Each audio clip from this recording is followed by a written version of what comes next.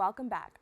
Electrify NY is a coalition of organizations advocating for social and environmental justice, clean public transportation, and better jobs. Their goal is to create a clean and equitable future across the state of New York. Mo-Yain Tham, the policy manager for Electrify NY, joins me to discuss their efforts. I want to thank you so much for joining me. No, thank you for having me. Now, what sparked the creation of Electrify NY? Right, that's a great question. So first I can share what Electrify New York is in addition to what you just shared. So we are a coalition of transportation advocates, social justice groups, and environmental justice groups. And the role that Jobs to America plays, which is the organization I'm part of, is to make sure that there's a bridge between these environmental justice causes and workers. And what Jobs to America does actually is focus on public policy to make sure public spending creates good family-sustaining jobs. And for us, that means a union job. So Jobs to America actually partners with unions like United Auto Workers, IUE, CWA, Communication Workers of America. So that's why Electrify New York has this strong coalition. And what sparked us was recognizing that the transportation sector is the second largest cause of pollution here in this state. And so why not address the cause at its root, right, by electrifying the transportation sector? So that's been electric school buses, public transit buses, and city fleets. Now, as you mentioned, your organization focuses on several areas of community improvement. One is public transportation and making it cleaner because of how it's affecting our planet.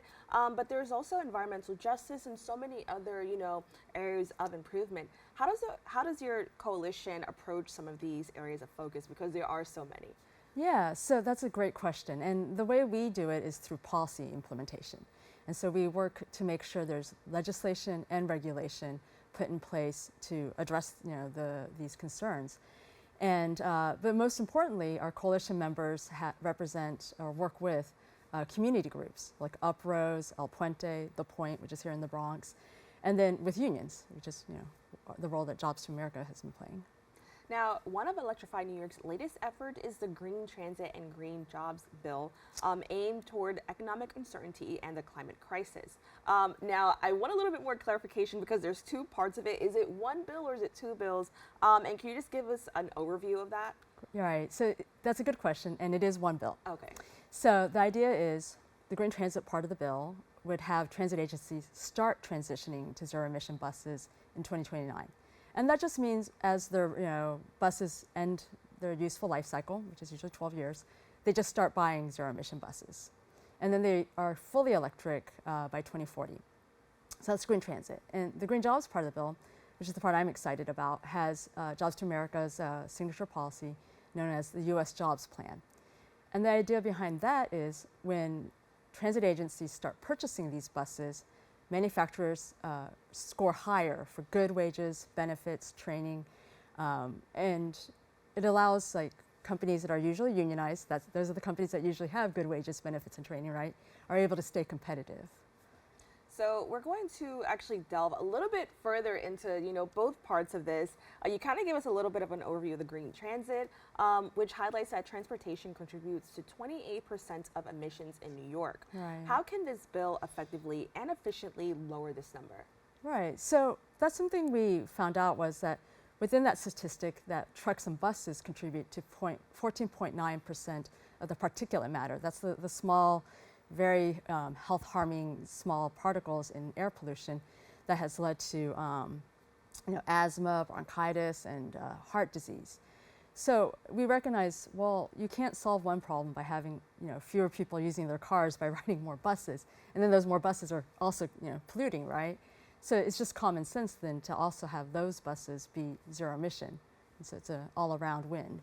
And it's so interesting even thinking about this now because there's so many moving parts to this that it almost, I don't want to say it feels impossible. It's not impossible, it's very possible, but there's just so much that goes into it because as you mentioned, you think, okay, well, if we have more people just taking public transit, maybe that'll get people out of their cars. Right. But then if the buses are contributing as well, that also makes an issue as well. So I'm so glad that you pointed that out because for somebody like me, I thought oh yeah, we could all just start taking the bus or the train, but they're also contributing to that. So thank you for pointing that out. Now, I really want to talk about how the bill addresses economic uncertainty. Can you talk a little bit more about that? Exactly. So, as folks may know, New York State used to have a very robust manufacturing sector. And Rochester, Buffalo, they were part of the industrial belt. And that was a pathway to a good middle-class job. But since the 1970s, that's actually been in decline throughout the state. And so that contributes to economic uncertainty, right? If you don't have a good, steady job. And I can share an example of that.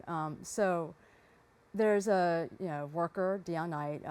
He works up in Jamestown, New York at a zero-emission bus manufacturer. And he recently co-authored an op-ed about the green transit green jobs. And he shared that he was born and raised in Jamestown, New York. Aside from a short stint away in the Navy, he came back to start a family. And the job he had, he lost it because it went overseas, right? That's economic uncertainty right there.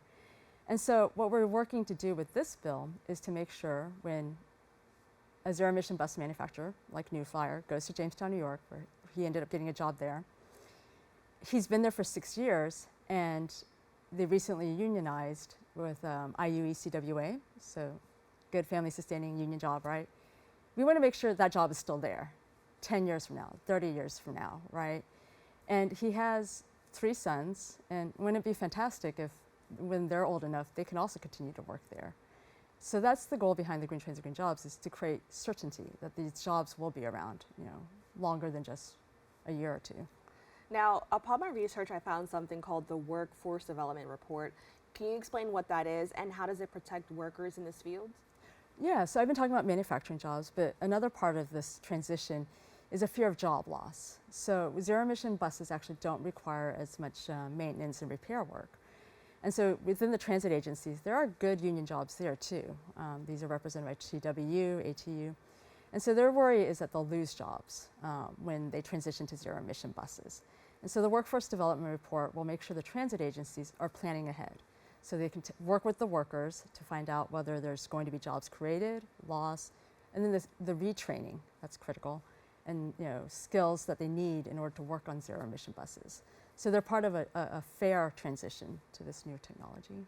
And I love that you're saying this because it also shows how you're thinking. The coalition is thinking long term. Yeah, exactly. Like every, I guess in some other situations they could be considered blind spots. Like people may not notice. Like, oh yeah, if we change it, people may be out of a job. So I love to hear that there's always a solution to so many of our problems. Right. Now, there is also an emphasis on green job creation because it's not. Of course, we want to keep in mind that we're trying to be a little bit more environmentally friendly. So can you explain what a green job is and, what are the benefits that it could have towards the planet, but as well as employers and employees? Exactly. So what I was talking about earlier is building zero-emission buses, right? That's a good green job right there. If what we were talking about, employers and employees, how can we make sure they both benefit in this? We want a virtuous cycle. So when workers have good wages, benefits, and training, it helps reduce turnover, right? Reduction of turnover means that these are experienced workers that will be creating a quality product. A quality product means that you'll have customers that are happy, the transit agencies. They'll continue buying those buses from that manufacturer. So we want a virtuous cycle there.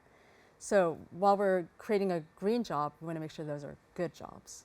Right, and have you found, and if you're not sure, it's okay, but have you found that employers are a little bit more reluctant to be more green because they think it could be more costly or anything like that? Can you talk about that experience? Yeah, so and that's a real concern, right? What's incentivized us to do this if we're not going to be able to win a bid because, our bus is more expensive? And zero-emission buses are a little bit more expensive than diesel buses.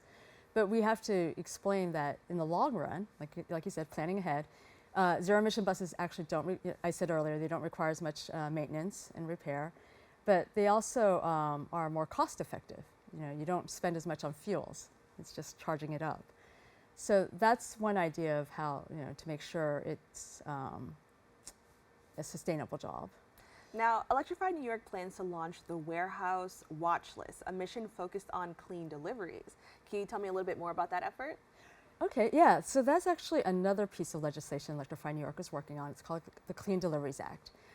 As you probably know, during the pandemic, a lot of people were getting home deliveries, right? And so to meet these same-day deliveries, these mega warehouses were just popping up in communities without any oversight. And so it's actually not the warehouses that are causing pollution, it's the trucks. It's like all these trucks going to these warehouses causing pollution to the communities around it. And so we want to make sure there's some oversight around that, some regulation. And there's a very direct impact on our communities. Like Hunts Point here in the Bronx, they've seen increased truck traffic, and they already have 15,000 trucks going through their community a day. So you can only imagine how much worse it is now. And same with Red Hook.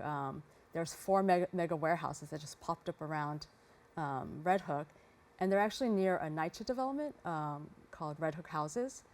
And so these are like families. These are children, older adults who are feeling all this pollution around them from the trucks. And so the warehouse watch list is a result of that. We wanted to highlight where are these warehouses being built. It's actually very hard to find out.